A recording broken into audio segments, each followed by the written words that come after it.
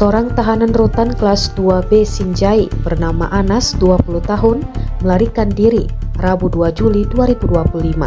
Tahanan kasus pencurian itu kabur dengan menjebol plafon ruang tahanan. Kepala Rutan kelas 2B Sinjai, Darmansyah, memprediksi Anas melarikan diri pada dini hari. Kejadian ini pertama kali diketahui saat petugas melakukan kontrol dan penghitungan rutin blok hunian. Pelaku sebelumnya telah ditempatkan di sel pengasingan atau sel merah karena melakukan pelanggaran tata tertib. Darmansyah mengatakan sudah membentuk tim untuk melakukan pencarian pelaku.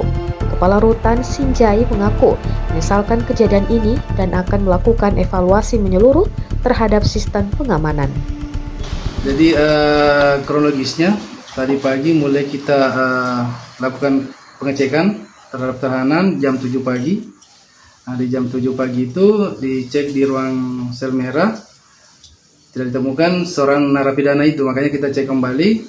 Setelah kita cek, ternyata plafon sudah jebol, dan kita cek di luar itu sudah ini juga sudah lubang juga di plafon luar. Artinya ada koneksi antara lubang di dalam sama di lubang luar, dan ditemukan jejak kaki yang ada di luar tembok. Perkiranya sekitar jam berapa itu, Pak? Kurang lebih sekitar antara jam 4 pagi sampai dengan jam 6 pagi. Identitas pelaku sendiri, Pak, atas nama siapa dan kasus apa, Pak? Kasus pencurian. Anas. Umur berapa? Umur sekitar 18-19 tahun. Oh, ini warga apa, Pak? Warga Bantaeng. Warga Bantaeng. Sudah berapa lama di Baru dalam? 1 bulan di Rutan Sinjai.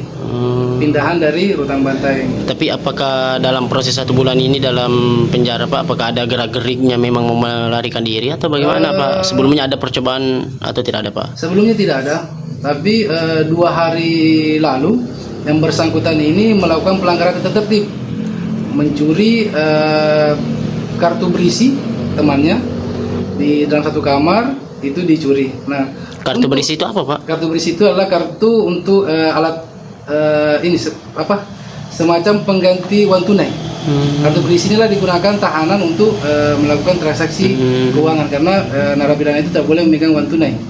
Nah, setelah dia melakukan pencurian, kita amankan. Yang pastinya kita proses pemeriksaan dan kita lakukan isolasi di sel merah. Berarti pada saat kabur itu diisolasi di ruang isolasi. Ruang isolasi.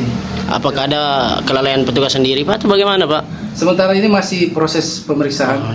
Langkah-langkah yang dilakukan. Jadi langkah-langkah yang sudah kita lakukan, yang pertama pastinya kami akan laporan ke pimpinan. Setelah kita lakukan laporan ke pimpinan, yang kedua segera kami laporan juga ke Pak Kapolres dan Pak Dandim, dan telah menerjunkan tim untuk pencarian gabungan dari tim Polres dan tim yang ada di hutan. Download Tribun X sekarang, menghadirkan lokal menjadi Indonesia.